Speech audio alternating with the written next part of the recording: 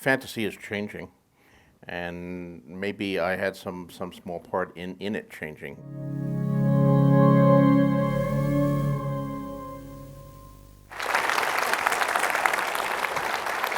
Hi. Hi. How are ya? I'm good. I'm glad. Welcome. Quite a crowd. Quite a crowd. Quite a room. Nice screen. Yeah, it's very good. All for you, sir. This Welcome. is the kind of big screen TV you all need at home. You can see how good the show is. Well, when it looks this good, you want to see it that big. That's for sure. That's right. That's right. So for you, this creation began back in 1991, and I know that's a while ago, but I'm hoping you can remember for us the scene or the image that launched the series, A Song of Ice and Fire.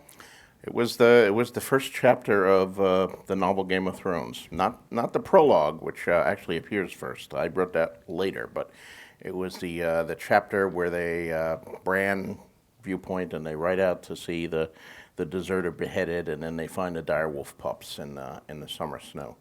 I was actually it was the summer of 1991, and I was working. It was sort of the middle of my Hollywood decade. I was doing a lot of development and pilot scripts and feature scripts, and but I had no particular assignment that summer, so I returned to my home in New Mexico and said, well, I might as well start work on this novel that I've been thinking of for like 10 years, a science fiction novel set in my established future history, and I was writing that and moving along well, and suddenly this scene came to me. I didn't know what it was. I knew it wasn't part of the novel that I was writing. It was obviously a fantasy, medieval fantasy, not a futuristic science fiction thing. But it came to me so vividly and so strongly that I just felt compelled that I had to write it. So I put aside what I was doing and I wrote that chapter, and that chapter led to another chapter, and that chapter led to another chapter, and you know, at a certain... And a few more. Yeah. Not all there in the summer of 1991. But I knew I was doomed when I drew the map. And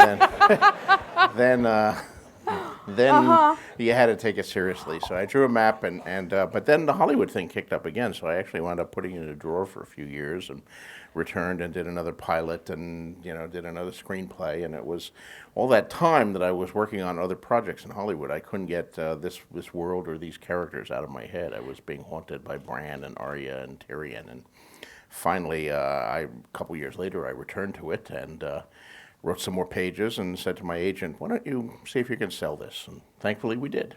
You certainly did.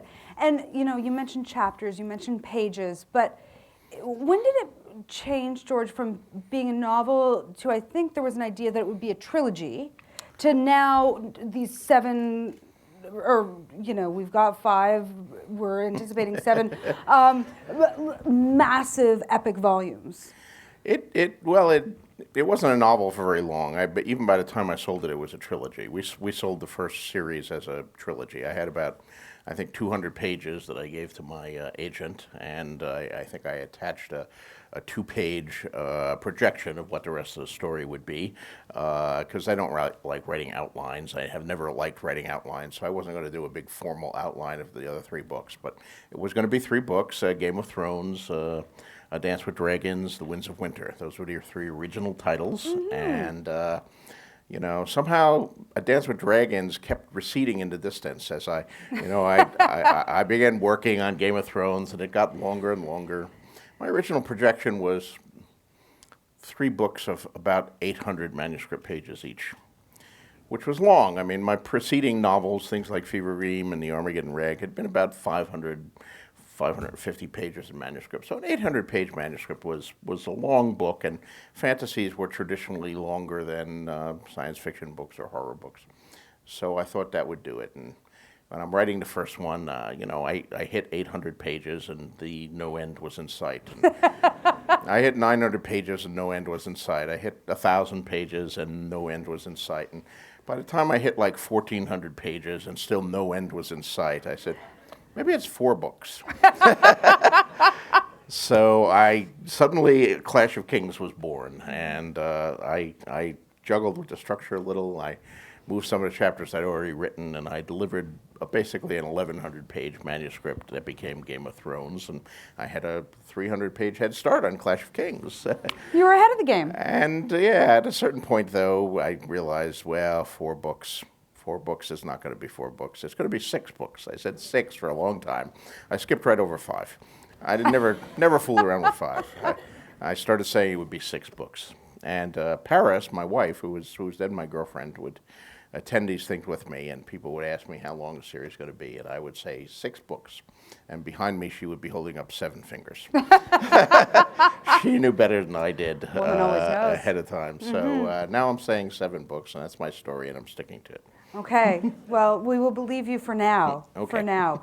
At this point, thousands and thousands of pages have been written by yourself. There are websites dedicated to helping people navigate this labyrinth that you've created and keep track of the thousands of characters. How do you keep it straight? What does your writing room look like? Your home? How do you manage it? My writing room is very cluttered and messy, despite my eternal efforts to organize it. But less with materials about a Game of Thrones and its sequels than you might think. I do have files on my computer. I have genealogies. I have many maps. I've been working a lot on the maps lately because Bantam has decided that we're going to do a map book. So they informed me of this, that we're going to do a map book, and by the way, we need more maps. So so I've been doing some maps. And I have various notes, but actually a great deal less than you might think. Most of the material is actually in my head, and it's not written down anywhere. It's how do I keep it straight? Well, with increasing difficulty is one answer. I bet. With the earlier books that I wrote, things like Fever Dream and Dying in Light and so forth, I never kept many notes because I never had any trouble keeping it in my head. But those books were a fraction of the size of this book. And the cast of thousands is there, and it gets longer and longer. And it is a little harder to keep it all in my head. Fortunately, I have some techniques and tools at my disposal that I did not have back in the days when I was writing those earlier books. We use computers now, so I have the wonderful search function where I can look up a character that I may have mentioned before and see what color his eyes are. I also have the wonderful resource of Elio Garcia and Linda Antonsen in Westeros, and if I'm really stuck, I can, drop Elio an email and say, the Lord of thus and such, have I ever mentioned what color his eyes are? And Elio will instantly reply, yes, in Storm of Swords on page 412. He must have a better search function than I do, is all I can think, or a more encyclopedic mind. Elio, of course, runs Westeros.org, and for anybody who wants to find out more about A Song of Ice and Fire, that is the quintessential website to find out everything that you want to know. Many fans simultaneously, I think, struggle and rejoice in your, I would say, confidence in being able to kill off main characters. Where does that coolness in you come from? I don't know if I really am cool. It's surprisingly painful to kill off these characters. Is it? How do you feel about it? It is. I don't want to spoil too much. Those of you who have read the books, and I'm not sure what percentage is what in this audience of readers versus viewers, but there is a sequence in the 3rd book in Storm of Swords. Oh, Jesus! That I will not refer to by name, but it was the hardest thing I ever wrote. Really? I finished that entire book, and that scene occurs about 2/3 of the way through the book. And when I reached that scene, I couldn't write it. I skipped over it. I wrote the rest of the book. I wrote all the postlogue, and then when the entire book was done, I said, "Well, I can't postpone it anymore. I have to go back and write this scene," and I did. It was very painful. How do you But feel it had to be about it? done. It had to be done. It's the story. The story has its own demands. And does the story take over your emotion? At what point are you channeling your characters, and at what point are they a part of you? What's that balance when you realize you're skipping over a section because it's too painful? They're all a part of me in some sense. They're all born of my imagination or my intellect. They all have some of my experiences in them. Some of them are like me. Some of them are less like me. Some of them have combinations of me and other people and characters from history and people I've known. But the thing that, particularly the viewpoint characters, the ones where I'm actually inside their heads, that gives them life is I have to draw on my own emotions, my own life experiences, my own sense of empathy, for even a character who's much unlike myself. And that's, to my mind, that's what the art of writing is all about. The ability to do that. Otherwise, your characters aren't going to seem real. You have to put something of yourself in your characters. It is a brutal world that you've created. People die. Families are ruined. It's war. I mean, we are in war when we're reading A Song of Ice and Fire. That is different than a lot of fantasy fiction. Yes. What difference is that to you? And you embrace the fantasy genre, but those qualities are different than many fantasy books. I will say that fantasy is changing, and maybe I had some small part in it changing. If you read some of the younger fantasy writers who have come along in the last 5 years or so, I think their work reflects more of a realism. But the modern fantasy largely grew out of the work of J.R. Tolkien and his great landmark Lord of the Rings, which looms over all fantasy like a mountain, and everybody else is operating in the shadow of Tolkien and what he did. And my admiration for Tolkien and his work is second to none. I think Lord of the Rings is one of the great novels of the 20th century, perhaps the greatest novel of the 20th century, as it was voted recently by the readers of the Guardian, I think, in England, to the fury of some of the people in the literary establishment who wanted it to go to like James Joyce or Nabokov or somebody, and instead it went to Tolkien. But that being said, following Lord of the Rings, fantasy was largely taken over by Tolkien imitators, who were delivering Tolkien-like books, but who didn't seem to capture any of the power of Tolkien and just were borrowing some of his tropes. And some of the things that Tolkien did, which I think worked for him, in the hands of these lesser writers, developed into pretty bad cliches. And the whole thing of the Dark Lord is stirring, and his ugly minions are coming out, and they're horrible minions because they're ugly and they wear black, and bad. They have a lot of bad. spikes and stuff on their armor, and and the good guys go forth, and they're all like elves and stuff like that, and they're really pretty, and they wear white, and the world is not that simple. Good guys and bad guys is fun when you're 7, but you should look around and see what the world is like and grow more than that. And I wanted to kind of reflect, to weld fantasy with the historical fiction, and which is more gritty and realistic, and to capture some of what I see as the real moral ambiguity of these issues, because real human beings are not. You can't tell the bad people because they're ugly or the good people because they're pretty. And, I deliberately turn some of these conventions on the head. I mean, the Night's Watch, yeah, they're a bunch of scum, but they're heroic scum. And they're protecting. And yet they were black, so I was doing that. I took ravens, which, of course, in Tolkien and the imitators are these birds of ill omen and horrible things, and I made them basically a good thing, a means of flying from castle to castle and delivering messages and so forth. So often I was deliberately playing with, and the guys in white, the Night's Watch, or not the King's Guard, all wear white, but it's an institution that was once heroic but is now hopelessly corrupt, full of political appointees and people who are venal or brutal or greedy and appointed for anything but the original reason. So I was playing with all of the tropes and turning a few things on their head. One of the things I found reading the books, and of course watching the series, is I have a lot of friends who have children, and they struggle for months on how to name one child. One child. And you, sir, have named thousands of people. Where does the inspiration for these names come from? Because there's the wide, I mean, you've got the Jon Snow, and then you've got crazy exotic names as well. Where do you find all the inspiration for the names? Names are very hard. I bet. That's an interesting question. Yeah, names are really, really hard. And I need to know the name of a character before I can write about them.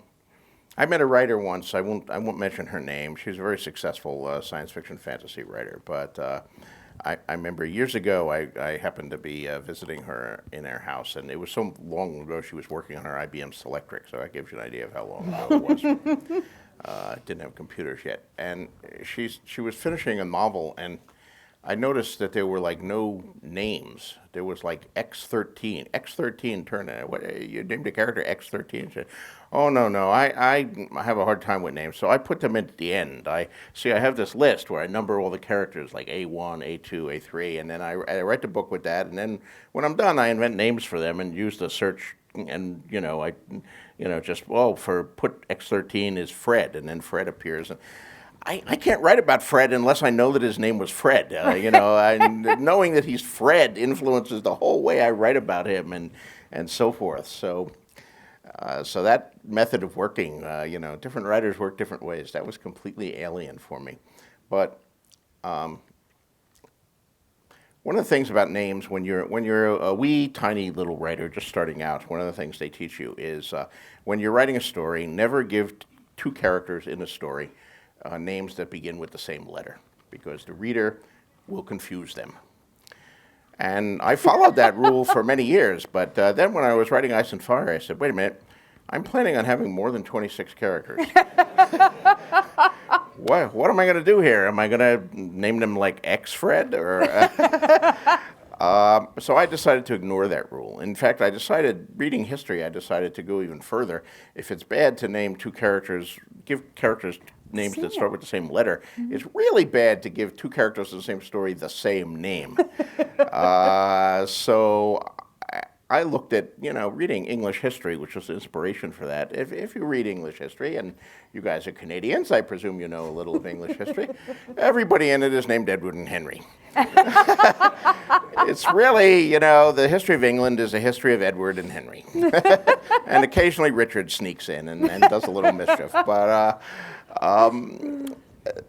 and somehow, yet we keep them, we attach numbers to them, we attach, secondary names, Edward of Woodstock, Henry of York or whatever, and we're able to distinguish one from the other with nicknames. And I said, I'm going to do that. That's much more realistic. I'm going to have these family names, and like many families I know in the real world, they'll be, I'm naming you after your grandmother, I'm naming you after your grandfather.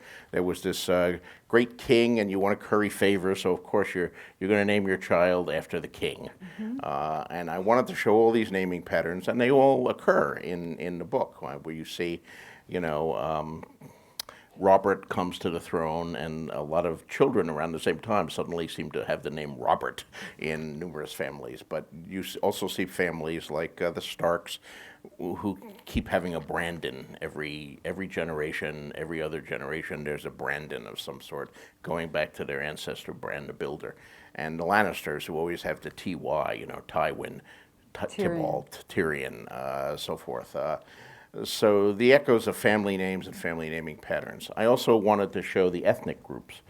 So, I have successive waves of invasion that have hit Westeros in this backstory, if you read its history. And of course, they started out with the First Men, and the First Men tend to have very simple descriptive names like Stark, or Strong, or Mud, or, where they're named after something. C words.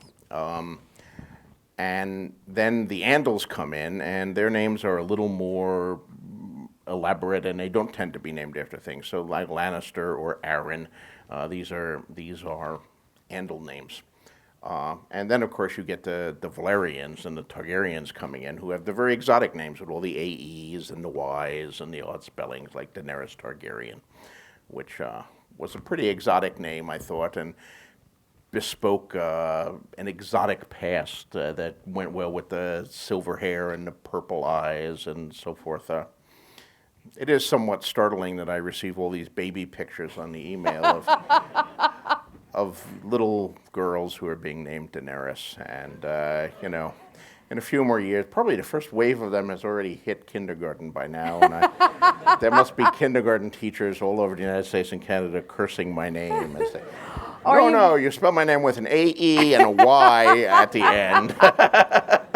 You maybe made it more difficult or maybe easy, because people have certainly fallen in love with these characters.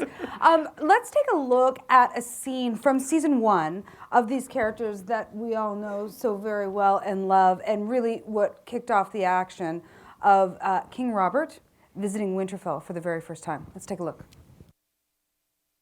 Does that give you chills? Like, to see that, do you still? That was an amazing scene. When I first saw that, it was great. The music is a big part of that. Of course, they did an incredible job with the music. You know, that driving beat as the army comes in. It's really longer. The music starts before that when they're coming up the road and so forth. It's really an example of all the things that you can do in television and film, where you have things at like a score at your disposal, and you know, wonderful acting, wonderful directing. I mean, just the interplay there with the "You've Got Fat" and what Sean Bean does with his eyes is something, you know, that you can only do in television and film. I mean, think of how I would describe that in my book. You know, Robert, "You've got fat," said Robert. Ned flicked his eyes up and down. It doesn't. It doesn't really have the same impact, does it, as seeing the picture on the. So it's the same story, but there are two different mediums, and each one has its tools, its strengths, and its weaknesses. It's interesting though, because, you know, before all of this, you know, you mentioned your Hollywood years, and the first book came out in '96, and you've said very publicly that you went back to the literary world to write bigger than you were allowed to write in film and television. So how surprised were you that you were even approached for an adaptation of something you had written specifically not for film and television? Well, you know, I began to be approached around the time Clash of Kings came out, and even more when Storm of Swords came out. Those were the first two books to actually hit the bestseller lists. Game of Thrones did okay, but it didn't hit any list. But the series built. Imagine? So Clash of Kings, you know, hit the New York Times list at like number 13 for 1 week, and Storm of Swords was a little higher on the list and lasted a few more weeks.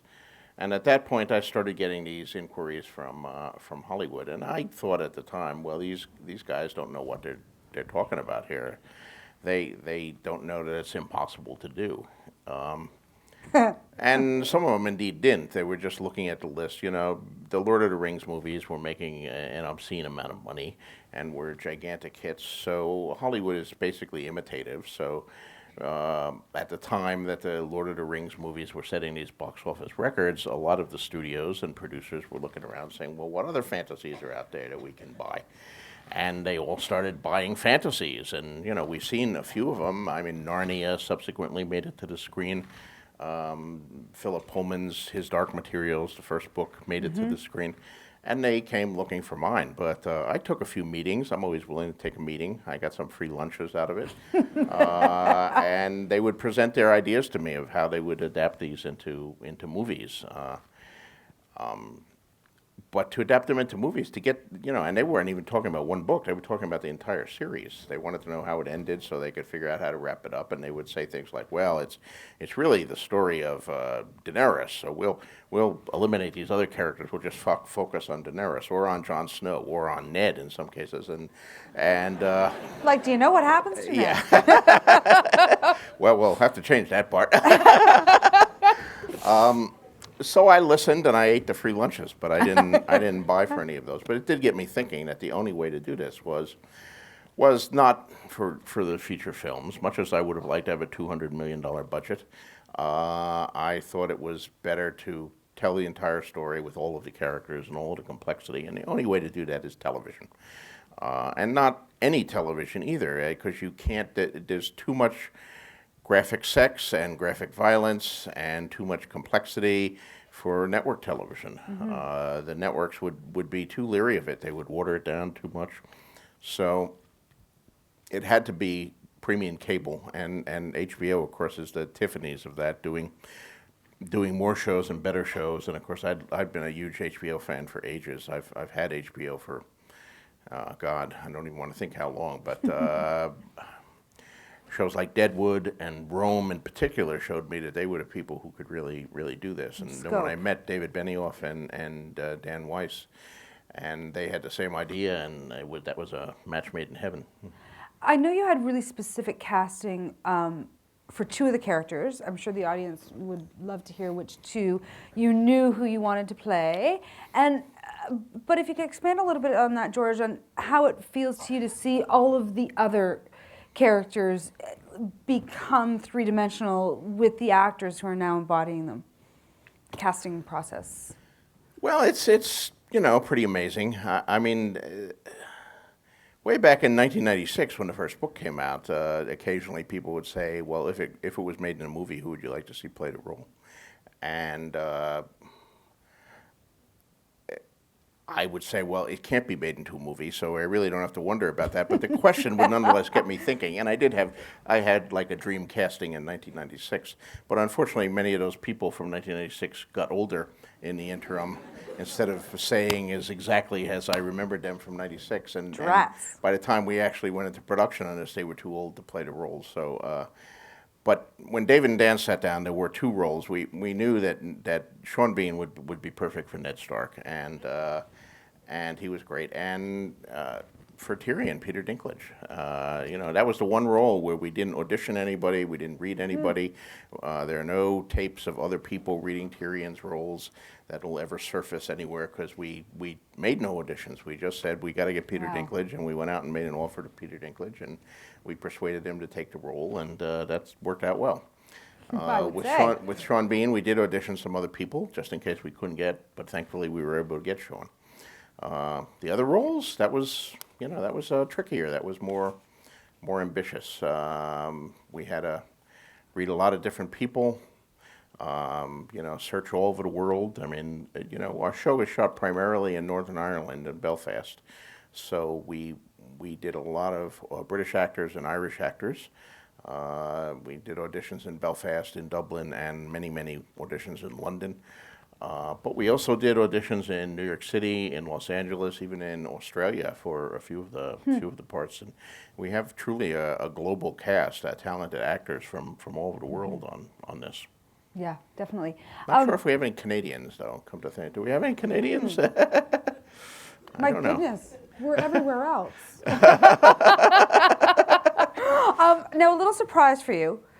Speaking of international, I was recently in London, and I had a chance to talk to some of the actors, and I couldn't resist the opportunity to ask them if there was a character in this series in Game of Thrones that reminds them of you. Oh dear. So I hope you like this. Take a look. Well, that was fun to do. So they're all part right. They're all part. I was going to say, who's right? No, they're all part. Well, Tyrion is my favorite. There's no doubt about that. He's the easiest to write. At least for the first 3 books, he was the easiest to write. He got harder to write with book 5 in particular, because he's in a very dark place right there. And but he's witty and he's intelligent. Tyrion is almost like what I wish I could be, because I'm not as witty as Tyrion. Well, I am as witty as Tyrion, because I invent all of the witty things that Tyrion says. The problem is, of course, that Tyrion tosses off these witty lines with ease in a moment of conversation. And I, of course, in real life, think of the witty thing to say a week after the conversation has ended. Oh, God damn it, that's what I should have said. That would have been really funny and cutting and things like that. So I don't think of these things as fast. But Sam, there's a lot of me in Sam, too. That's, of course, Nikolai Coster-Waldau, who plays Jaime Lannister. Yeah. Girls are screaming for that one. But, there's all of the viewpoint characters, I have to put something of myself into to make them come alive. And even the ones that are, very unlike me on the surface, like, 11-year-old girls. I've obviously never been an 11-year-old girl. I have known an occasional 11-year-old girl, especially when I was 11-year-old boy. Although, actually, when I was 11-year-old boy, I was too scared to talk to 11-year-old girls, so I was more like Sam in that regard. It's interesting because But Elio, who George mentioned earlier, and created Westeros.org, I met him in London, and we were talking about how we both thought that Tyrion was your favorite, and that was, and what we were musing about. Is that a good thing for Tyrion? Because you put this guy through hell and back again. So does it benefit Tyrion that he is your favorite? no, probably not. It doesn't help him at all. It does not help him. And really, in Dance with Dragons, he goes through the most hellish stuff yet. So he's at a nadir there. So you try not to play favorites, I suppose. And Maybe you put your favorite through the worst. But I put all the characters through horrible things. That's. I get letters from fans that say, "Well, why do you hate the Starks so much? Why do you put them so through many horrible things?" But the Lannisters have been through some pretty horrible things too lately, and the Baratheons have gone through an awful lot of horrible stuff. It's been bad for them. The Targaryens are practically all wiped out except for Dany. Yeah. Everybody has their comeuppance. Everybody, it's the Middle Ages, and it's hard. Life is hard and nasty and short and brutal, and you never know. That's the way it is. But it's fun to read about, I hope. Yes. What's your routine for watching the show? Do you get advanced copies and sit and watch them by yourself? Do you watch them at Sunday at 9 o'clock on HBO and HBO Canada, like the rest of us? Do you have screening parties? What's your routine for watching Game of Thrones? It depends on where we are, because we do travel a lot. During the first season, I had to make a trip to New York to actually attend that Time 100 gala where you're talking about, where I was one of the 100 most influential people in the world. But I was not so influential that I could get HBO to send me an advanced screener of that week's episode. So, I didn't want to just watch it on the hotel, HBO set up. So we actually found a bar in New York City that does Game of Thrones night every Sunday night, and we went there. And look at everybody's like, oh, I want to be there. It's great. It's called Professor Tom's if you're ever in New York, and they give a free Jell-O shooter whenever anyone dies. So the whole everybody in the bar, but it was great because I didn't tell them that I was coming. Paris and I just showed up there, and so they had like 3 big screen TVs. It's like normally a sports bar. They get a lot of people in there to watch football games and basketball games and all that. So we're sitting in front of one of the big screen TVs, and we can sort of hear people whisper, "Is that him?" Yes, it is him. Well, I mean, finally someone came up and asked, so that was cool. Another place that is, loves you so dearly is Twitter. And I have been bombarded with questions for you from Twitter. And one that I really liked, and I think this person might be in the audience, Phoenix Torn, I think is in the audience. Hi. Thanks for your question. It's a very good one. Wanted to know, what surprised you the most watching season 1? What surprised me the most? Mm-hmm. Was there anything that surprised you? Surprised me.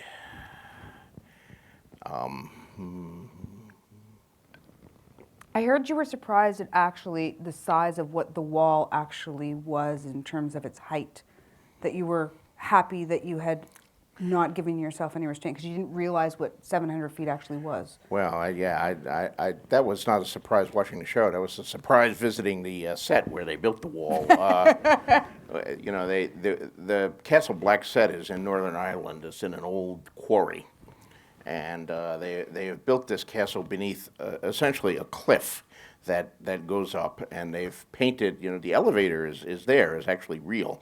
So they have the working elevator, and the area around the elevator, they just slap white paint on it to make it look like ice. The rest of the cliff is like black and brown and so forth. TV magic. And I'm standing in by the elevator there, and I'm looking down because it's actually sort of on the side of the hill where the cliff begins, and if you go down the hill, there's a big kind of lake where the water has run down at the quarry, the actual bottom, and I'm looking down at the lake, and I'm looking at this big cliff, and I said, how far is it from the top of that cliff to like the bottom of the quarry where the lake is. And the guy said, well, 400 feet, you know. I said, I made the wall too big. Because that cliff looks awful big. And my wall would be like bigger. But you know, fantasy, I mean, that's the process of making fantasy is, you know, you take something that's real, but fantasy is always bigger and brighter and more colorful than real life. I mean, the wall was inspired by my visit in 1981 to Hadrian's Wall in England, which I recommend to any of you who haven't seen it. You know, the wall built by the Emperor Hadrian to defend the Roman colonies in the south of Britain from the wild people who lived to the north. And the first time I visited England was 1981, and I was driving around with my friend Lisa Tuttle, and we reached Hadrian's Wall just around sunset, and all the other tourist buses, it's a big tourist site, but all the tourist buses were leaving. So we got there just before the sun went down, and we climbed it. It was in the autumn, and we had it all to ourselves. So I'm standing on top of Hadrian's Wall by myself as the sun goes down, and the wind was rising, and it was very cold, and I had one of these magical moments where I was trying to, well, imagine I'm a Roman legionary, and I'm from Morocco or Mesopotamia or Sicily, and now I've been sent to this really cold, scary place, and I'm standing on this wall watching what might come out of those trees and those hills to the north at the end of the known world and wondering what could be. And I said, this is a great feeling. I have to try to write about that and evoke it. But of course, the real Hadrian's Wall is only like 10 feet high. So, you know, it seems pretty cool when you're standing on top of it, but fantasy makes things bigger. And of course, the real Hadrian's Wall, what's likely to come out of those trees and so forth, are Scotsmen, which are pretty scary, but not as scary as the White Walkers or the others or the things that I invented. So you know, you take the nugget and you twist it. Twisting it is about the adaptation. Is about going from earlier you talked about the tools of a medium and the unique tools that you have, you know, as a novelist, as an author, versus the unique tools that you might have as a screenwriter. And you wrote episode 8 of season 1, and yes. I thought that it would be interesting to take a look at one of the scenes from that episode and have you walk us through, just a touch if you can, George, of the changes, the differences the different tools, to use your word that you used to make it for television versus in the book. Let's take a look at a scene from episode 8, season 1. Oh my God, that Theon Greyjoy makes me so mad. I can't even deal with the Theon. I hate that guy. But thank you very much. Between him and Joffrey, I'm telling you. I think she's read more than the first book. Little aside from me there. So, obviously very different from the novel in terms of all the action and the exposition that we see in that kind of short period of time. Take us through that process for you adapting your own work. Well, I mean, of course, one of the things that's different is at least the implied passage of time, which in the book is more explicit. I mean, ravens are very cool to bring messages, but they're not as fast as like telegraph lines or Twitter. They're not instantaneous. So you know, we establish the events happening in King's Landing and Ned's downfall and imprisonment, and then Sansa being coerced into writing this letter, and then the next thing you know, Joffrey is getting the letter, where of course weeks have passed while the letter was dispatched by a raven, and the raven made its way north. You know, it takes a while, and then the calling the banners, which you know, it goes from this scene to the banners are all there, and of course it takes quite a while for the banners to assemble. They each have to get that raven, they get the message, they send out the word to their own villages and their sworn men and their feudal undermen, and they assemble as many men they can, and then they have to march great distances to Winterfell, where the army is assembling. and some of this is established fairly clearly in the books. I mean, the chapter of the assembly of the army is told from Bran's viewpoint, and he sees the Karstarks coming in, and the other people are there, and we get the introduction to many of the lords, while Bran just simply thinks about them. Well, these are the Karstarks, and they're from Karhold, and the Umbers are already here, and the Serwins were the first to arrive, or whatever he thinks about. And you get the introduction to these various families and feudal houses, and what their heraldry is. A lot of exposition, but told hopefully in an interesting manner from and filtered through Bran's viewpoint. When I first wrote this adaptation, I actually changed it somewhat, and I wrote a whole scene where the banners fly off, as you see, and then you see men getting the banners. I didn't try to do all of the principal lords of the North, but I did some of the ones who I thought would be important characters, like you see Roose Bolton, his maester is delivering him a letter, and he's in the midst of flaying someone, but he breaks off to read the letter, and and you see the great John Umber getting the letter, and he's got his tankard of beer, and yes, it's war, let's get together and go off, and the Karstarks are marching out, and you see Mage Mormont's fleet is setting sail from Bear Island, and it was a montage. There was no dialogue in it. It was just visual images of the different places that we could. Montages were always my weakness when I was in Hollywood. I would commit montage at the drop of a hat. It was very sad. Maybe I just like that word montage. It's a good one. And of course, when I submitted that first draft, Dan and David read it, and David called me up and said, "George, this montage is fabulous, but it would realize it would cost 5 times our budget for the entire season to do it here. So we won't do it that way." All right, just have the ravens fly out. People will get it. That's the practicality of having to do these things, frequently dictates, you have to eliminate sequences or combine characters or imply things rather than actually show things. I mean, I noticed also that first scene, the arrival of King Robert, the Cersei's wheelhouse that you see coming up, again, is a departure from the books. I mean, in the books, the wheelhouse is so big that it cannot fit inside Winterfell. The gateway is too large for it to get into the courtyard. It's like a giant medieval Winnebago with like 3 stories, and it takes like 40 horses to pull it down the road. Cersei is traveling in style. And it's great, but of course it would have cost us a small fortune to build a giant 3-story wheelhouse drawn by 40 horses or so. So they found this, gypsy thing or whatever that they have there, and it's pretty nice. And are you okay with that, or does it break okay. your heart at all?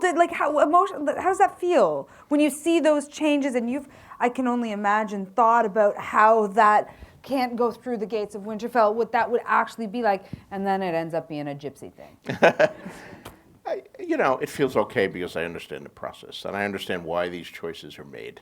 I think I was in a unique position coming to this whole thing because of the 10 years that I did spend in television and film. I was on the other side of this process.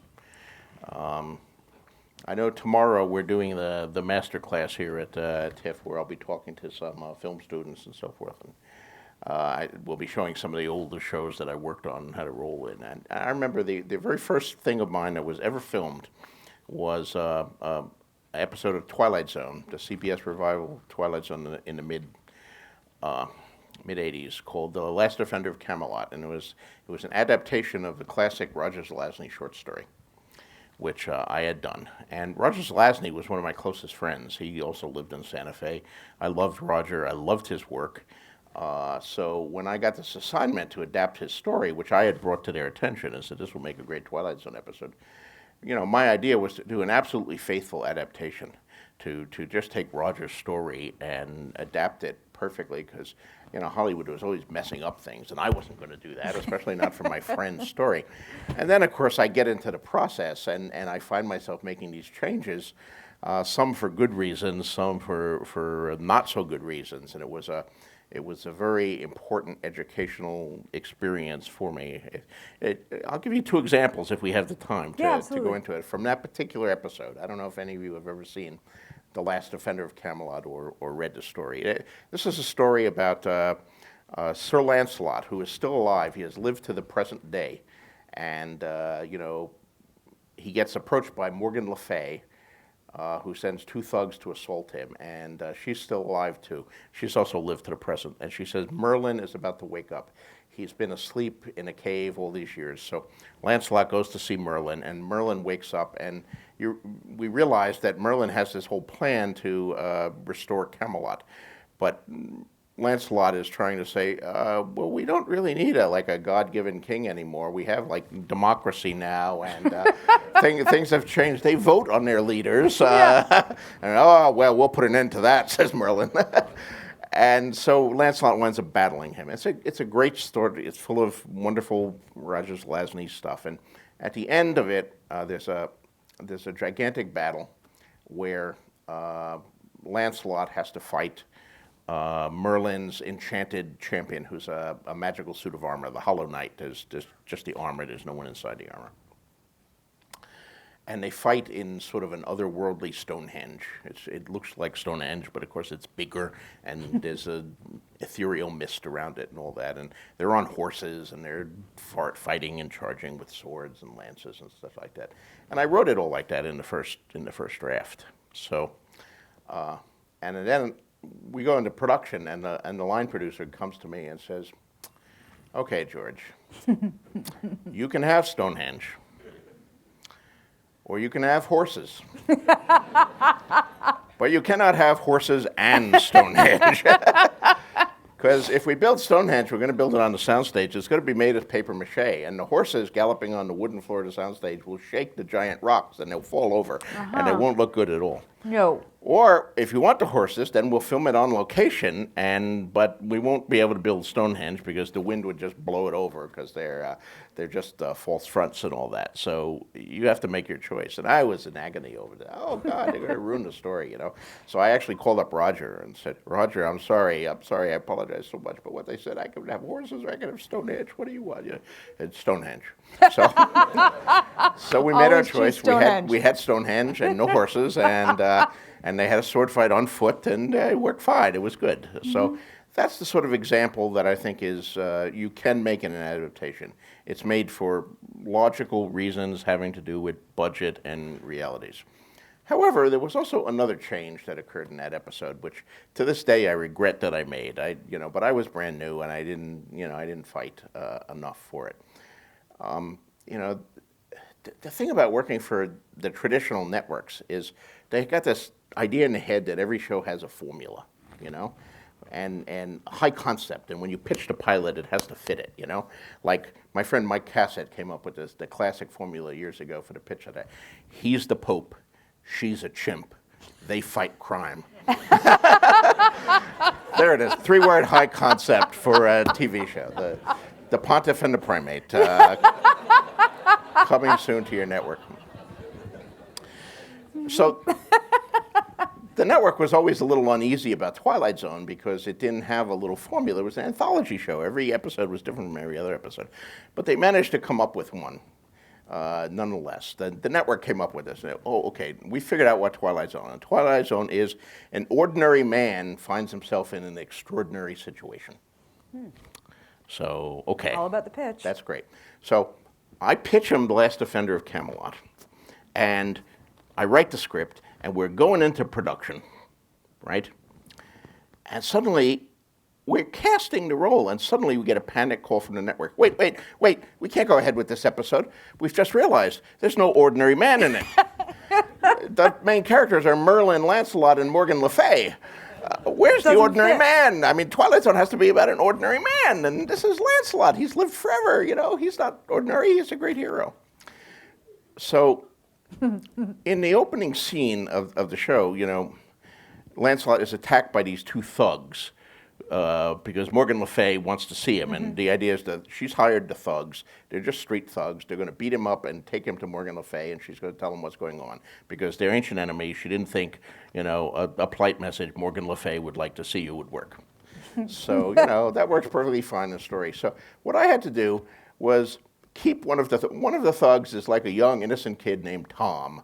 And I had to keep Tom around for the rest of the whole goddamn story. So that there would be an ordinary man who would be there. He doesn't do anything in the story. He just sort of tags around with Lancelot saying, "Gosh, wow, this is strange. My God, a wizard? Really?" But, and that's the kind of stuff that you hate to see in an adaptation because it's all wrong. It's for the wrong reasons. The network has this stupid idea about what the formula is, and they kind of impose it on you. And that's the sort of nonsense you get sometimes that, can mess up a show when they're trying to fit it into something. But the episode turned out all right, and Roger liked it, so that was the most pleasant thing for me. Thank God for HBO. Yeah. That's what I'm thinking when I hear that. It's interesting. Whenever I tell anybody I work at HBO Canada or, they've seen me reading your books, they're like, "Oh, Game of Thrones, yeah. I don't really love fantasy, but I love Game of Thrones." What is it, do you think, George, that has allowed for this crossover appeal? Hopefully it's the characters. I mean, I think that's why we go to fiction, and why we watch drama. We form these relationships with the characters. And one of the things that HBO has also proven, I think, is that the characters don't necessarily have to be likable. They just have to be interesting.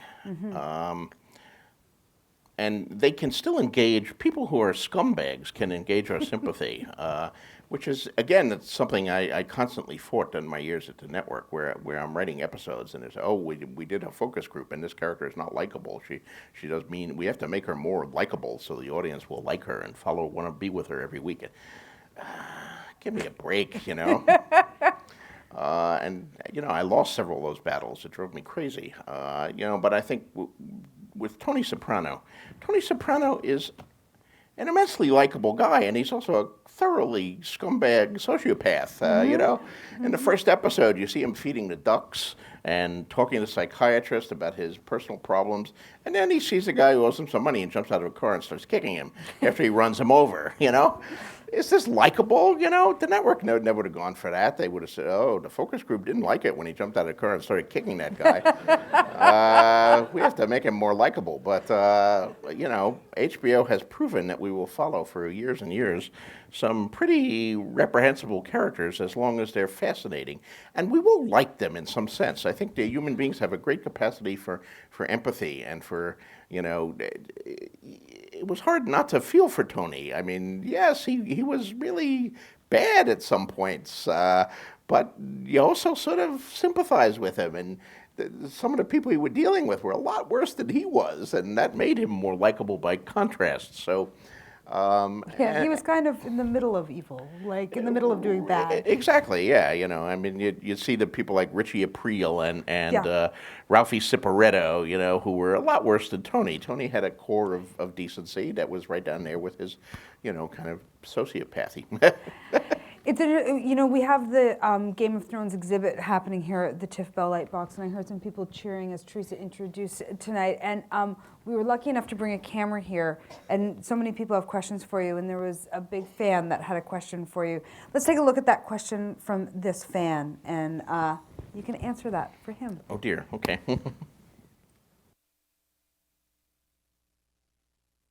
And my question for Mr. Martin, and I'm a huge fan, and I've been a fan for about 10 years now, is if he could have dinner with 3 of his characters from the series, which 3 characters would he choose and why? Very good question, I have to say. Well, certainly Tyrion, because he would be witty and charming and all of that, so he would be a very good choice, I think, to start with. Maybe Maester Aemon. Oh, yeah. Because he's wise and knowledgeable, and he knows all these stories about history and things like that. The third one, I don't know. I could say Arya, but she might misbehave and hit me with some food. maybe Dani, because, I was gonna- she's really hot. You know, Especially if she wore that Corthian gown. That would be... I'd like to have dinner with Dani wearing that Corthian gown. That's what I'm saying. I don't know if the Corthian gown made it into the second season. I have a feeling that it may not have. It's interesting, you've attended conventions, for years and years now, and you have such a relationship with your fans that's really unparalleled. I mean, the literary industry looks at you as kind of a leader in these relationships. Why has it been so important to you, George, to have this relationship with your fans? Well, I come out of the world of science fiction and fantasy, and I think that's at least part of it. We in science fiction and fantasy have always, writers who come out of that world have always had a good relationship with our fans because of the convention circuit. I mean, I had only sold 2 short stories when I attended my first World Science Fiction Convention in 1971 in Boston. I had 2 short story sales, and yet I met people there who had read those 2 short stories and who gave me, I really liked that story. I saw you had a story in Fantastic, didn't you? That was a good story. Thank you for that. And when you're just a writer starting out, that's a tremendous thing. And then I couldn't go to the 72 convention. That was in Los Angeles, and I didn't have money to go there. But in 73, the convention was right here in Toronto at the Royal York, and so that was my second Worldcon. I went to that one too, and by then I was up for the Campbell Award for Best New Writer, and a lot of people knew who I was. And I've been going to Worldcons ever since, and to many regional conventions. And it's great because you do meet your readers face to face. You meet very knowledgeable readers who have read your work and have read other work. And even if you're not talking about your own work, you can sit around and argue about the work of Robert A. Heinlein or J.R. Tolkien or Isaac Asimov or Jack Vance. And sitting around the con suite, drinking late into the night. It became a very important part of my life, and I think it's a real community, the world of science fiction fandom, and has been since it was founded in the 30s. And you don't see that in any other genre. I mean, I attended a couple mainstream writers' conferences years ago, and I remember going to the Breadloaf Writers' Conference in the late 70s, very prestigious conference held in Middlebury, Vermont, with some huge names there. Toni Morrison and John Irving, Stanley Elkin, were all teachers and instructors there. And I had a fellowship, so I was having dinner with some of these people and meeting with them. And these were world-famous writers, and they had almost no contact with their readers because there was no convention circuit. They did book signings, and book signings are great for getting your book signed, but they're not great for having any kind of interaction. I always tell fans, if you want to meet me, if you want to get your book signed, come to a book signing, and you'll have your 15 seconds with me, But if you want to actually meet me and talk to me and hang out with me, come to a science fiction convention, particularly a Worldcon, and come to the Brotherhood Without Banners panel, and or party late at night, and we'll drink until 4 in the morning and all that. Of course, don't bother me with questions about my books in that setting. Mostly, I want to talk about football or whatever the topic is. But that's where you form a real relationship with the writers. Not at a book signing. So the convention circuit is really part of what set me on that path. You mentioned the Brotherhood Without Banners, right. and your relationship with them is an amazing one. They're incredibly loyal. These groups that do meet you, and outside of the book signings, and have such a relationship with you, have they ever impacted the stories? Have they impacted the characters and the plots and what's actually happening in A Song of Ice and Fire? No, not to any appreciable extent. Much as I love my fans, I've also been known to say art is not a democracy. I don't encourage people to make suggestions to me or story ideas. I mean, for one thing, it opens you up to potential lawsuits. 99% of the fans out there are great and would never do that, but there's always the one lunatic who says, why don't you have a sword fight in the next book? And then if there's a sword, he stole my idea, and they find some Yahoo lawyer in Boondock, North Dakota, who will file. So you have to be aware of that. You have to establish that you don't take other people's ideas, and you can't always do the popular thing. I mean, that's the mistake the networks make and the studios with these focus groups and test things where, they test an ending to see if it will be popular. They test a character, You need characters that people aren't going to like. You need people that aren't, appreciated. They drive the story, and sometimes you have concepts or ideas that are not immediately popular, but nonetheless are the right thing to do to tell your story. I mean, if I had said, okay, fans, should I kill Ned at the end of the first book? He would still be kicking around. I mean, nobody would have voted to kill him, but nonetheless, killing him was the right thing to do, at least for me and my readers. Now, that being said, I acknowledge that my books are not for everyone. I have gotten many letters over the years from people who say, well, I was enjoying your books, but then, you killed my favorite character, and now I'll never read them again. How could you do that? I read your books I read for pleasure and relaxation. I don't like to be, kicked in the groin by my authors, and that's fine. And I understand where they're coming from. And there are plenty of books out there by writers who will not kick you in the groin. There's people who are doing comfort fiction where the hero is always going to win the sword fight and is always going to be safe, and the heroine is never going to be raped, and everything is going to come out well at the end.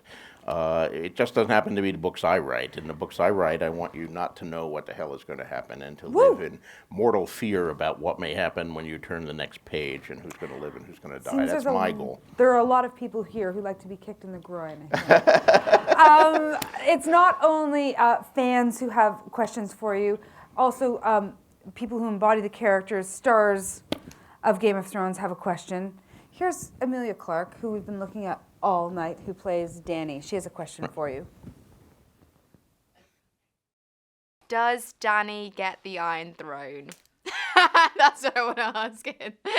Such a simple question and yet so complicated. And such a answer I'm going to evade giving. So, okay, I'm sure you were, but it was a really... She will have to keep reading. She will have to keep reading and keep acting. She looks so different without the blonde wig, doesn't she?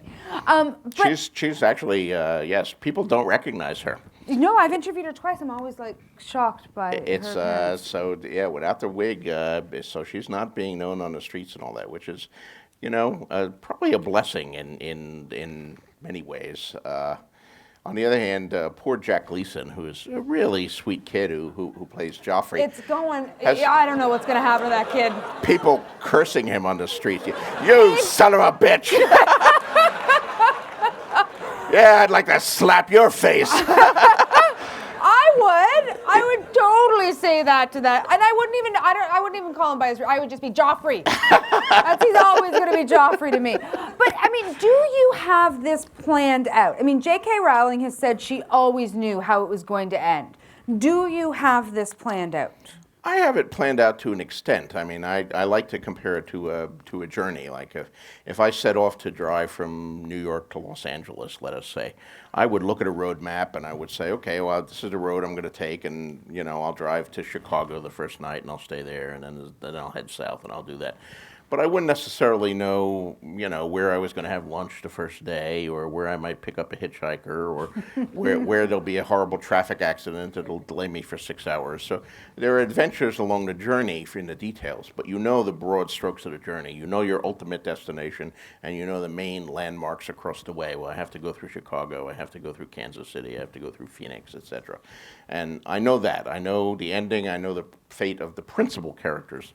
There's been a lot of characters who have sort of popped up and butted their way into the story, and I'm still sort of making up their fates on the who's the hitchhiker on the fly and here. Where's the greasy spoon? That's right.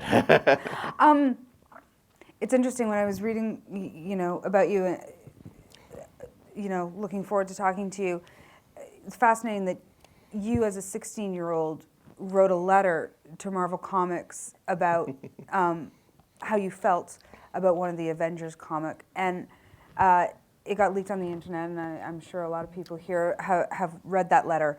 But I wonder, for you now at this point, that you're the person now that people are writing those fan letters to, and you're the person that is inspiring another generation or of writer or a young person to pick up a book and read it, that you're that person now.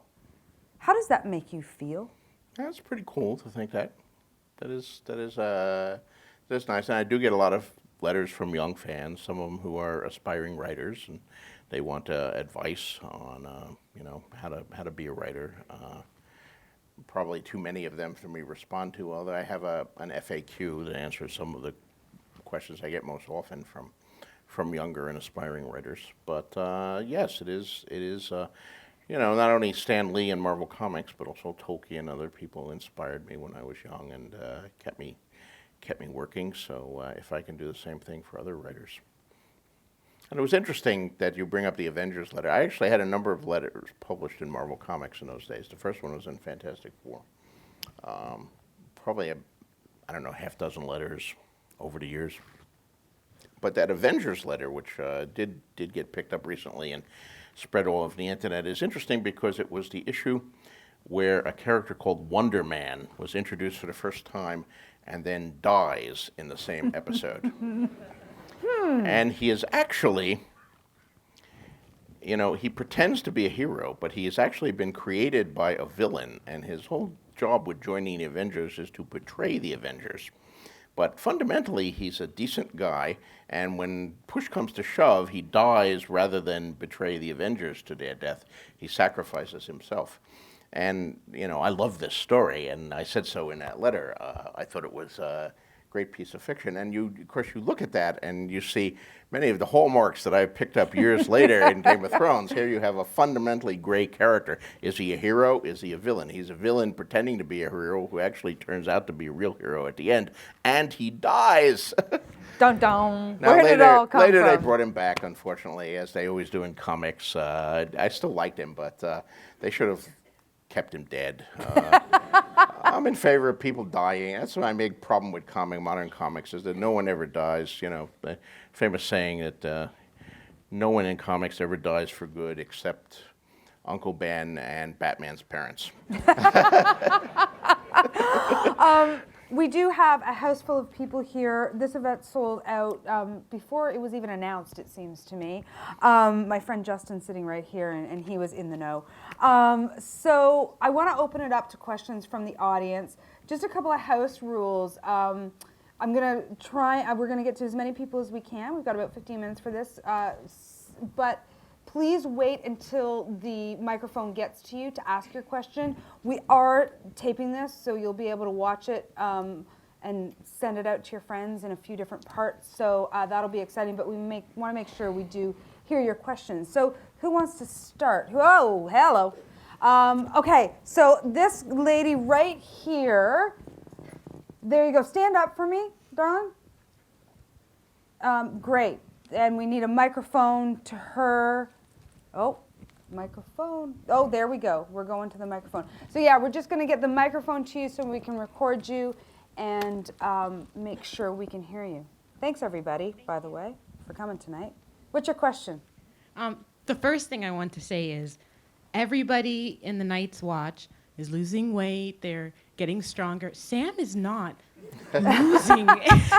Poor thing is just, you might be getting fatter. But my question is, if the number of pages wasn't an issue, it kind of doesn't seem to be, but if you could write even more, is there a minor character, between minor and major, that if you could have given more about his background, developed him more, that you would have done that for? Well, I'm not sure. I think looking at what the show is doing second season, one of the things that they've done is expand on Rob's adventures in the West considerably. In the book, Rob is not a viewpoint character ever in the books. And his story is presented primarily through the viewpoint of Catelyn when he's in the south, and earlier parts of it partly through the viewpoint of Bran when he's still at Winterfell. So when Rob goes west and has his battles with the Lannisters and his encounter with Jane Westerling and so forth, and some very important things happen there, and we just hear about them through Raven reports and so forth. If I had it to do over again, I might go back and change that and promote Rob to a full-fledged viewpoint character and, add a whole sequence of chapters where we would actually see that happen in the North. I could see gaining something from that, again, if as you say, pages weren't an issue, because that would probably add another 100 pages at least to a book that's already 1,200 pages long in manuscript. But it also has some negative effects, of course. I mean, the way the book reads currently, you don't know what Rob's up to. So when Rob actually comes back to Riverrun and you hear what he's done from Kat's viewpoint, it has enormous impact because it comes as a total shock to her and therefore to the reader who's learning the story through her. You blunt that if you introduce him as a viewpoint character. So you have to weigh those kind of options together. Interesting. And that's an interesting thing. There have been places in the books where I have wished maybe I should switch to the viewpoint character of thus and such here, and I don't, because I can't see following. I don't want to switch viewpoint just to have a pair of eyes at a battle and then the character's not important and he fades out very quickly, or he becomes a useless kind of character where he's just observing things. I think each of my viewpoint characters, I'm trying to tell a story about them. Yeah, it's a good thing these books are published occasionally, or I would keep revising them forever. My effort to achieve some sort of platonic perfection. And the problem is there is no such thing as platonic affection. So I make a choice and I have to live with it, and maybe I regret it later and I change it if the book is still in progress. Then I change it back the first way because I changed my mind again. The one viewpoint character that I wonder whether I should have made him a viewpoint character is Aris Oakheart in Feast for Crows, because he's only a viewpoint character for a single chapter. And I look up at him. Maybe I should have presented that from Ariane's viewpoint, because the scene is mostly Ariane and Sir Aris. But I wanted to show what was going on through his head and why he made the decision that he made, which I thought was important. But since he is a viewpoint character for only that single chapter, maybe I should have refrained from making him a viewpoint character at all. And I don't know. Now I'm dithering, but that's the sort of issues that go through my head when I'm wrestling with these issues. Some people have also pointed out that maybe I should have a Dothraki viewpoint character, and that's something that I've considered is an interesting idea. As it is, I'm presenting that culture from outside, from the viewpoint of someone who's very alien to it, and Dany comes to understand certain aspects of it, but never really completely as someone born in the culture would do. So maybe I should have done that as well, but I didn't. So there we are. We have a question here, and then I'm going to bring the microphone up to that side of the room if we can. Go ahead. Hi. Hi. I have a very detail-oriented fanboy question. Go. Oh dear. You must hate those. It is with the maesters who all forge their own links for the each subject that they master. Valyrian steel is not supposed to be known how to be made, but two of the maesters have Valyrian steel links. Uh-oh. And Archmaester Uh-oh. But Valyrian steel can be reworked. They can't make new Valyrian steel, but as you see, when the twin swords of Oathkeeper and Widow's Wail are created in King's Landing, you can take existing Valyrian steel and rework it. Oh, you thought you had him, and you were so wrong. You were it's so got a little dagger lying wrong. around, do they? Okay, we'll go up here to this side of the room. Who wants to put their hand up on this side? Oh, there's that gentleman right there. like the fourth row up, 2 seats in. You got it right there. There you go. We'll go back on this side. All right, I'll just start off with Go Team Lannister. I know there's probably no fans there, but I do. There are some blondes in the room. Anyway, so earlier you talked about Tyrion being your favorite character and maybe the most easy character for you to write. Who would you say is the most difficult character for you to write? The most difficult viewpoint character to write is Bran, and he has always been the hardest. He is the youngest viewpoint character, which is difficult in and of itself, because when you're writing a character that young, you can't simply write what's going on. You have to filter everything through, okay, he's 8 years old. What does he understand? He's seeing this scene. Does he actually understand what's happening in this scene? Like when he comes on Jaime and Cersei, well, they don't have any clothes on and they're wrestling, because an 8-year-old has a different way of perceiving these things. So you always have that issue, and his language has to be carefully considered. What words does he know? How would an 8-year-old phrase this sentence, or a 9-year-old? 10, obviously, he grows during the course of the story. Then later, of course, Bran has his traumatic event, and now he's unable to use his legs. So of necessity, he becomes a passive character. He cannot get along anymore. He cannot, climb a tower or run around the courtyard. So you're reliant on other characters to move him about or to allow him to move about.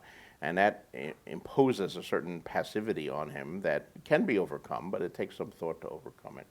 And finally, he gets involved more than any other character in the magical side of the fantasy. And magic is something that has to be handled very, very carefully in fantasy, especially a low magic fantasy like mine. A low magic fantasy? Yes, there's compared to most fantasies, there's very little magic in Ice and Fire. It's increasing with every book, but even at the end, when it's going to be at its highest, it'll still have less than other people have when they begin on the first page. Too much fantasy can overwhelm a fantasy, and too much magic can overwhelm a fantasy and really ruin it. So all of these things make Bran very difficult to write, and his chapters I have to put together very, very, very, very carefully, and they tend to take me longer to write than the chapters of any other character. Which is not to say I don't love the character, and some of the stuff he's getting in is great. I really enjoyed writing some of his chapters in Dance with Dragons, in particular, the stuff when he gets far north and encounters the Green Seer and so forth in the cave. Yeah. We don't want to give too much away for those who haven't got there. We have time for one more question because we want to make sure that we get through to the, I've sent them, where is the microphone? This is going to determine my choice. Right here, we'll go to this gentleman right here, it's closest to the microphone. Luck of the draw, kids. Hi, George. Hello? I was just wondering if you'd had a chance to see much contemporary fantasy like movies and film, and if there were any that you really enjoyed. Well, I read a lot of contemporary fantasy, so there are certainly books I enjoy. I mean, the work of Daniel Abraham, the work of Patrick Rothfuss, the work of Joe Abercrombie. These are all some outstanding authors whose fantasies I've liked a lot. In television and film, let's see, what are there?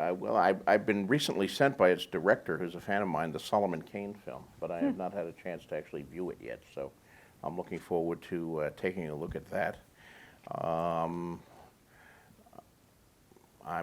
going to, let's see, what other recent, of course, I've loved the Lord of the Rings films. Those were marvelous, and I'm really looking forward to seeing The Hobbit when it comes out.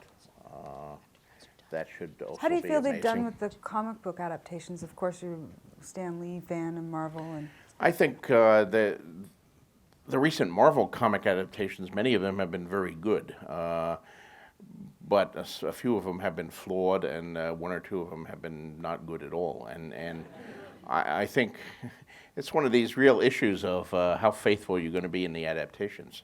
I think if you actually look at them, the ones that stayed closest to what Stan Lee wrote in the 60s are the best.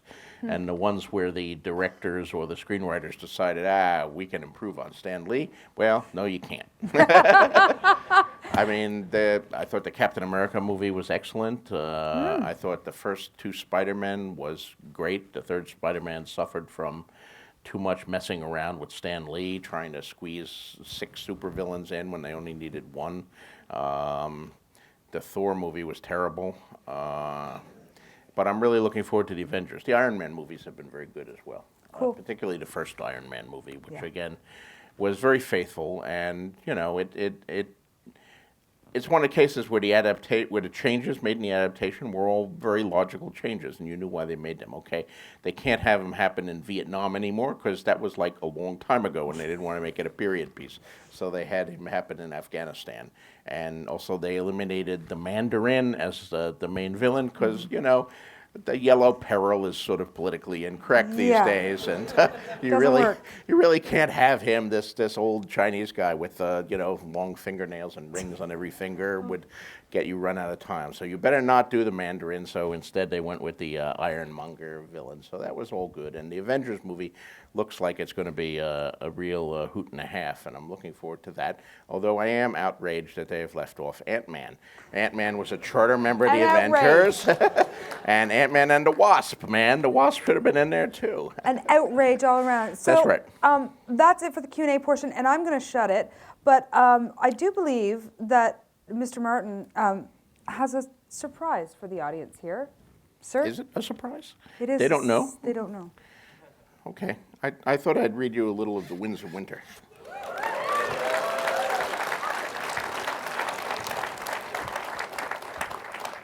Just a little. I don't have time to do a whole chapter here, but I'll read you the beginning of a chapter. What a thrill. I just heard somebody say, I want to hear it, but I don't want to hear it.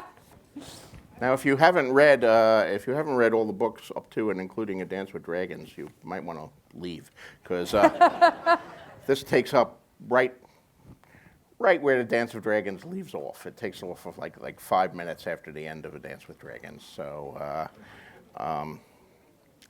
Brace yourselves. you'll be right in the middle of it here. Victorian. The noble lady was a tub of a ship, as fat and wallowing as the noble ladies of the Greenlands. Her holds were huge, and Victorian packed them with armed men. With her would sail the other lesser prizes that the Iron Fleet had taken on its long voyage to Slaver's Bay. A lubbery assortment of cogs, great cogs, carracks, and trading galleys, salted here and there with fishing boats. It was a fleet both fat and feeble, promising much in the way of wool and wines and other trade goods, and little in the way of danger. Victorian gave the command of it to Wolf One Ear. The slavers may shiver when they spy your sails rising from the sea, he told him, but once they see you plain, they will laugh at their fears. Traders and fishers, that's all you are. Any man can see that. Let them get close as they like, but keep your men hidden below decks until you are ready. Then close and board them. Free the slaves and feed the slavers to the sea, but take the ships. We will have need of every hull to carry us back home. Home, Wolf grinned. The men will like the sound of that, Lord Captain. The ships first. Then we break these Yonkishmen. Aye. The Iron Victory was lashed alongside the noble lady, the 2 ships bound tight with chains and grappling hooks, a ladder stretched between them. The great cog was much larger than the warship and sat higher in the water.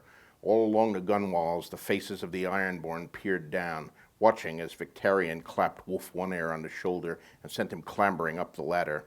The sea was smooth and still, the sky bright with stars. Wolf ordered the ladder drawn up, the chains cast off. The warship and the cog parted ways. In the distance, the rest of Victorian's feigned fleet was raising sail. A ragged cheer went up from the crew of the Iron Victory and was answered in kind by the men of the noble lady. Victorian had given Wolf his best fighters. He envied them. They would be the first to strike a blow, the first to see that look of fear in the foeman's eyes. As he stood at the prow of the Iron Victory, watching One Ear's merchant ships vanish one by one into the west, the faces of the first foe he'd ever slain came back to Victorian Greyjoy. He thought of his first ship, of his first woman. A restlessness was in him, a hunger for the dawn and the things this day would bring. Death or glory, I will drink my fill of both today. The sea stone chair should have been his when Balin died, but his brother Euron had stolen it from him, just as he had stolen his wife many years before. He stole her and he soiled her, but he left it for me to slay her. All that was done and gone now, though. Victarion would have his due at last. I have the horn, and soon I will have the woman, a woman lovelier than the wife he made me kill. Captain, the voice belonged to Longwater Pike. The oarsmen await your pleasure, 3 of them, and strong ones. Send them to my cabin. I want the priest as well. The oarsmen were all big. One was a boy, one a brute, one a bastard's bastard. The boy had been rowing for less than a year, the brute for 20. They had names, but Victarion did not know them. One had come from Lamentation, one from Sparrowhawk, one from Spider-Kiss. He could not be expected to know the names of every thrall who had ever pulled an oar in the Iron Fleet. Show them the horn, he commanded, when the 3 had been ushered into his cabin. Mokoro brought it forth, and the dusky woman lifted up a lantern to give them all a look. In the shifting lantern light, the hell horn seemed to writhe and turn in the priest's hands, like a serpent fighting to escape. Mokoro was a man of monstrous size, big-bellied, broad-shouldered, towering, but even in his grasp, the horn looked huge. My brother found this thing on Valeria, Victarion told the thralls. Think how big the dragon must have been to bear 2 of these upon his head. Bigger than Vagar or Meraxes, bigger than Balerion, the Black Dread. He took the horn from Mokoro and ran his palm along its curves. At the Kingsmoot on Old Wick, one of Euron's mutes blew upon this horn. Some of you will remember. It was not a sound that any man who heard it will ever forget. They say he died, the boy said, him who blew the horn. Aye. The horn was smoking after. The mute had blisters on his lips, and the bird inked across his chest was bleeding. He died the next day. When they cut him open, his lungs were black. The horn is cursed, said the bastard's bastard. A dragon's horn from Valeria, said Victarion. Aye, it's cursed. I never said it wasn't. He brushed his hand across one of the red gold bands, and the ancient glyph seemed to sing beneath his fingertips. For half a heartbeat, he wanted nothing so much as to sound the horn himself. Euron was a fool to give me this. It is a precious thing and powerful. With this, I'll win the sea stone chair, and then the Iron Throne. With this, I'll win the world. Claghorn blew the horn thrice and died for it. He was as big as any of you and strong as me. So strong that he could twist a man's head right off his shoulders with only his bare hands, and yet the horn killed him. It will kill us too then, said the boy. Victarion did not oft forgive a thrall for talking out of turn, but the boy was young, no more than 20, and soon to die besides. He let it pass. The mute sounded the horn 3 times. You 3 will sound it only once. Might be you'll die, might be you won't. All men die. The Iron Fleet is sailing into battle. Many on this very ship will be dead before the sun goes down, stabbed or slashed, gutted, drowned, burned alive. Only the gods know which of us will still be here come the morrow. Sound the horn and live, and I'll make free men of you. 1 or 2 or all 3. I'll give you wives, a bit of land, a ship to sail, thralls of your own. Men will know your names. Even you, Lord Captain? Asked the bastard's bastard. Aye. I'll do it then. And me, said the boy. The brute crossed his arms and nodded. If it made the 3 feel braver to believe they had a choice, let them cling to that. Victarion cared little what they believed. They were only thralls. You will sail with me on Iron Victory, he told them, but you will not join the battle. Boy, you're the youngest. You'll sound the horn first. When the time comes, you will blow it long and loud. They say you're strong. Blow the horn until you are too weak to stand, until the last bit of breath has been squeezed from you, until your lungs are burning. Let the freedmen hear you in Marine, the slavers in Yunkai, the ghosts in Ostapor. Let the monkeys shit themselves at the sound when it rolls across the Isle of Cedars. Then pass the horn along to the next man. Do you hear me? Do you know what to do? The boy and the bastards tugged their forelocks. The brute might have done the same, but he was bald. You may touch the horn, then go. They left him one by one, the 3 thralls, and then Mokoro. Victorian would not let him take the Hellhorn. I will keep it here with me until it's needed. As you command. Would you have me bleed you?